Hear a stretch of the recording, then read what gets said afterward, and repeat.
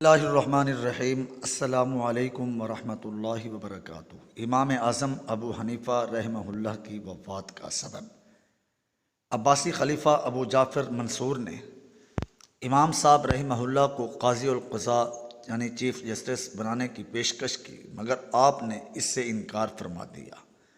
مگر منصور نے قسم کھا کر شدت سے اصرار کیا اور دھمکی دی کہ اگر یہ پیشکش قبول نہ کی تو سختی کی جائے گی اور قید میں ڈال دیا جائے گا، مگر آپ برابر انکار فرماتے رہے۔ چنانچہ آپ کو کوفہ سے بغداد لا کر قید کر دیا گیا۔ وہ روزانہ بھرے بازار میں لا کر کوڑے لگانے کا حکم ہوا۔ 10 دن تک یہی عمل آپ کے ساتھ دہرایا گیا اور کوڑے بھی اتنے شدید مارے گئے کہ آپ لہو لہان ہو گئے اور ایڑیوں تک سے خون بہہ پڑا۔ پھر آپ کو قید با مشقت میں ڈال دیا گیا اور زبردستی زہر پلایا گیا، جس کی وجہ سے چند ہی روز میں قید خانہ میں ہی بحالت سیدہ آپ کی وفات ہو گئی، رحمہ اللہ تعالی رحمتاً واسعہ۔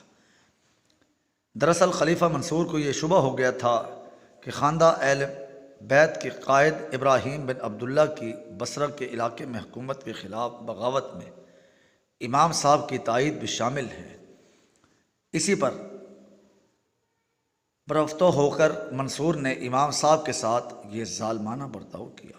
مقدمہ اوجد المسالک جلد نمبر 1 صفحہ نمبر 177 وغیرہ۔ آپ کی وفات کی خبر سے پورے بغداد میں کوہرام مچ گیا، ہر طرف رنج و غم کے بادل چھا گئے۔ قاضی بغداد علامہ حسن بن عمارہ نے آپ کو غسل دیا اور 50,000 سے زیادہ لوگوں نے آپ کی نماز جنازہ میں شرکت کی، یعنی جو اس زمانے کے اعتبار سے بے مثال تعداد ہے اور آپ کی مقبولیت کی کھلی دلیل۔ مجمع کی کثرت کی وجہ سے 6 مرتبہ جنازہ کی نماز پڑھی گئی۔ آپ نے وفات سے پہلے وصیت کی تھی کہ مجھے کسی ایسی جگہ دفن نہ کیا جائے جس کے غصب ہونے کا شبہ ہو۔ چنانچہ بغداد میں مقبرہ خیزراں میں آپ کی تدفین عمل میں آئی۔ آپ کی وفات کا واقعہ 150 ہجری میں پیش آیا۔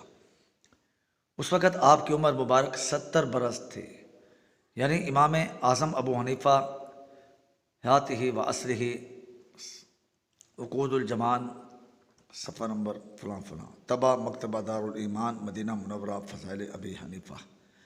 وفات کی اطلاع ملنے پر فقیہ مکہ علامہ ابن جریج نے افسوس کا اظہار کرتے ہوئے انا للہ پڑھی اور فرمایا کیسا عظیم علم رخصت ہوا۔ اور محدث جلیل امام شعبہ رحمہ اللہ نے انا للہ پڑھتے ہوئے فرمایا کوفہ سے علم کی روشنی بجھ گئی، اب کوفہ والے اس جیسی شخصیت کبھی نہ دیکھیں گے۔ علامہ علی بن صالح بن حی نے فرمایا کہ عراق کا مفتی اعظم اور فقیہ وقت رخصت ہوا۔